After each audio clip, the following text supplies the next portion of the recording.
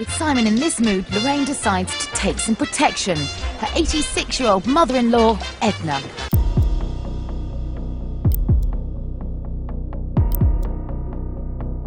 Simon Cowell has a reputation as a hard man, but the devastating loss of a close family member left him reeling. It was a typical morning in London when an evil brute attacked this 73-year-old woman just before Simon Cowell appeared on the scene. The streets were packed with people, all moving quickly under their umbrellas as the sound of the city to notice the small, fragile woman making her way through the crowd. Margaret Doyle, 73, moved slowly, but with quiet grace, her presence almost invisible in the rush of the modern world. She had lived through wars, tough times, and the loss of loved ones. Despite it all, her spirit remained strong. Now, in her later years, Margaret had come to accept the life she had lived. But there was one regret that never left her. She had never followed her dream. A dancer at heart, Margaret had spent her youth swaying to music in her tiny kitchen, but never in front of an audience. She never had a family to share her passion with, and no one ever pushed her to pursue a career in dance. She thought the chance was long gone, but the desire to dance still flickered inside her, like a small flame she couldn't quite quench. Margaret's life had been a quiet one, marked by both the simple joys and quiet regrets that often accompany old age. She had lived in a small flat in a modest part of London, far from the glamorous stages she had once dreamed of gracing. Throughout her younger years, Margaret had felt the pull of dance, a passion that started when she was just a girl. She would twirl and spin in her kitchen, lost in the music on the radio, imagining herself performing on grand stages, the lights of the theater casting a glow on her face. But those dreams never left the confines of her tiny home. She never married, never had children to share those dreams with. There was no one to tell her to go for it, to push her towards something bigger. No one told her she could be more than just a quiet, unseen woman in the crowd. Life took its toll, and the years slipped by with responsibilities, work, and survival becoming the focus. But the fire of dancing never fully died in her heart. As she grew older, Margaret had come to accept her fate. She had learned to live with contentment, even though the dreams of a life she never had lingered quietly in the background. Yet, sometimes, late at night, when the world was still and her small flat seemed to echo with the absence of excitement, she would close her eyes and dance, just for herself. This morning, as she made her way to the corner shop to pick up some tea and biscuits, the city moved around her. But the world would change in an instant. A man, tall and bulky, suddenly appeared beside her. His eyes were hard, his steps quick and erratic, as if on some kind of dangerous mission. Without warning, he shoved her into a lamppost, and she staggered to one side, a gasp escaping her lips. Before she could regain her balance, he swung a fist into her chest, knocking the wind from her and sending her crashing to the cold pavement. Her bag and groceries scattered around her. "Give me your purse, old woman," the man growled. The streets were busy, but no one came to her aid. It was as though the moment had been swallowed by the city's indifference. Margaret's mind swam in confusion. Her body was aching, the shock of the attack numbing her senses. She tried to get up, but the pain in her chest was unbearable. She couldn't breathe. Her hands shook, her vision blurry. She could hear the man muttering angrily to himself, demanding her purse, but she had nothing to give. Her frail hands clutched the pavement, her body weak, unable to move. And then, just as the brute took a step forward, something extraordinary happened. Simon Cowell, the man known for his sharp tongue and brutal honesty, had just stepped out of a nearby cafe, his usual dark sunglasses perched on his nose. He was in London on business, meeting with producers for his latest venture, when his eyes caught the scene before him. A crowd had gathered, but no one was helping the old woman. They were just watching, as though it were some kind of spectacle. Simon's heart sank. He had seen this before. He had been haunted by the memory of Grace Barlow, a woman who had auditioned for Britain's Got Talent years earlier. Grace was an elderly dancer who, despite her frail appearance, had an undeniable spark in her eyes, a kind of passion that burned brightly.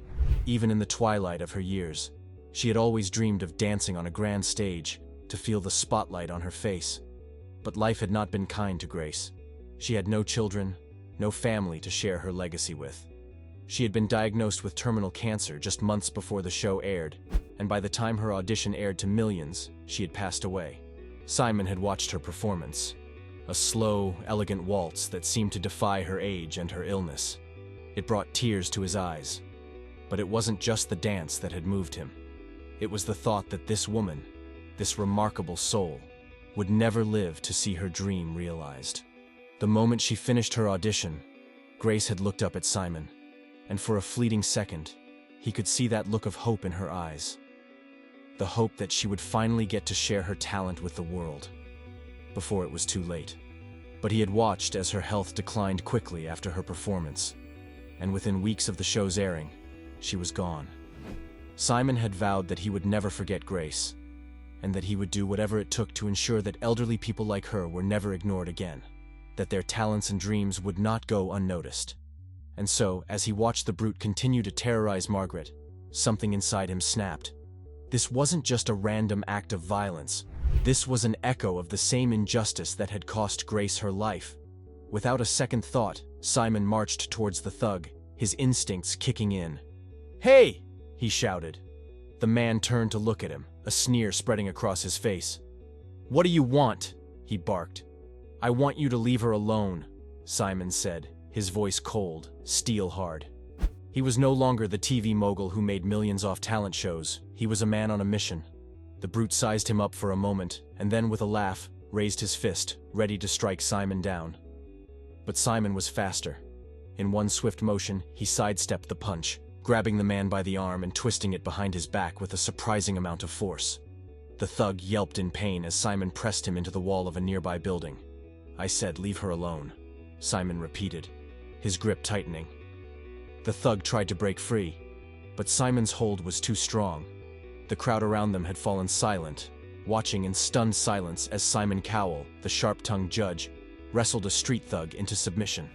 "Now get out of here, before I decide to call the police," Simon said, his voice low and commanding. With a curse, the man wrenched free from Simon's grip, and with one last glare, bolted into the crowd. Simon turned to Margaret, who was still on the ground, her face pale. He could see the shock in her eyes, but also something else, a flicker of disbelief. "Are you okay?" Simon asked, crouching down beside her. Margaret nodded weakly. "I think so. Thank you." Simon helped her up, his expression softening. He couldn't shake the feeling that this was more than just a random act of violence. It was a reminder of how fragile life was, how easily people could be forgotten and ignored.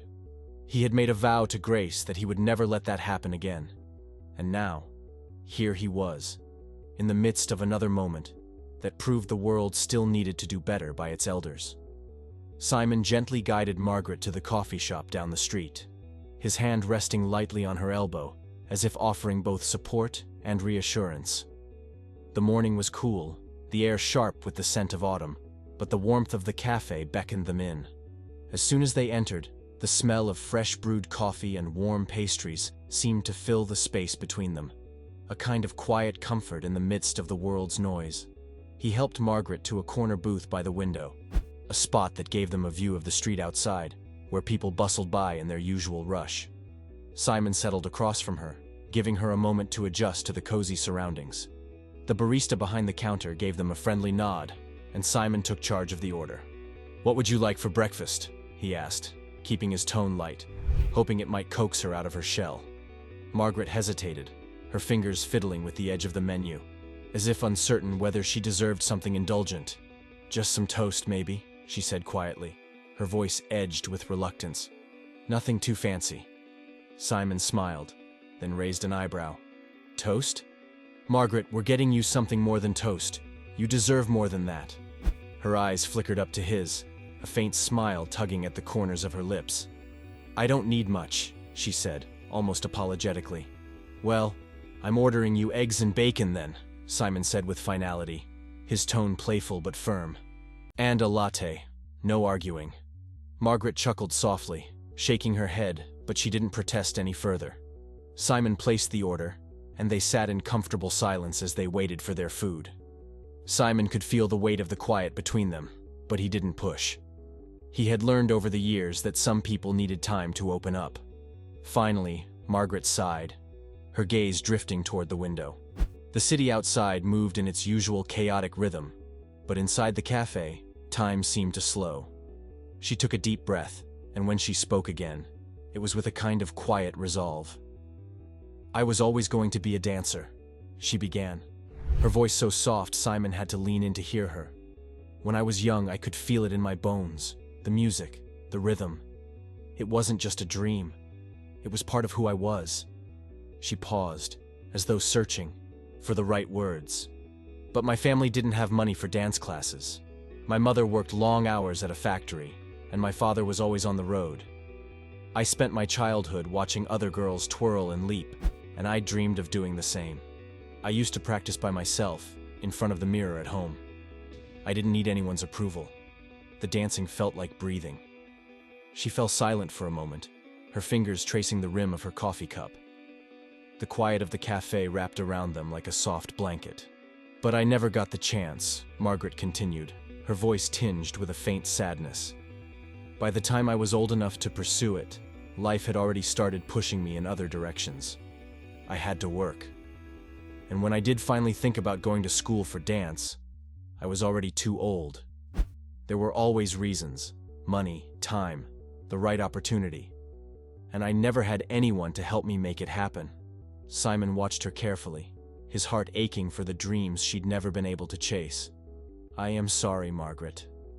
I wish I could change what happened to you," Simon muttered. Margaret's eyes flickered to his, and for a moment, Simon could see something like vulnerability behind her usual reserve. "It's all right. It was just life," she replied, her voice steady now, though there was a sadness in it that he couldn't ignore. She looked down at her plate, taking a bite of the eggs. "I never stopped dancing, though," she added after a moment, her voice a little stronger. "Not really. Sometimes when no one was around, I would turn on the music and let myself move, even if it was only for a few minutes." Simon smiled at her softly, grateful for the quiet defiance in her words. "You're still a dancer, Margaret. In your heart, you always were." And Al asked immediately, as if a thought had just popped in his head. Simon said, "Margaret, I'm going to help you," Simon said suddenly, surprising even himself with the force of his words. "You've got a gift, and you deserve to share it with the world. I'm going to make sure you do." Margaret looked at him, her eyes wide with disbelief. "What do you mean?" "I'm going to make sure you have the chance to dance again," Simon said, his voice firm. "Not just in a small room, but on a stage, in front of people who will appreciate you. There's a show I've been working on.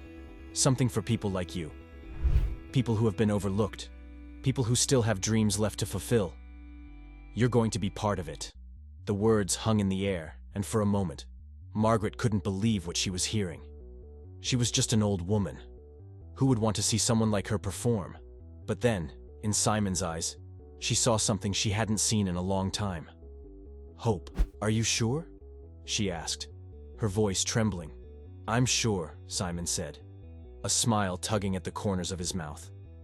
"I promise you. The world hasn't seen what you're capable of yet. And they will." Over the next few months, Simon worked tirelessly to bring his new show to life. A talent competition for the elderly, where age was no barrier to greatness.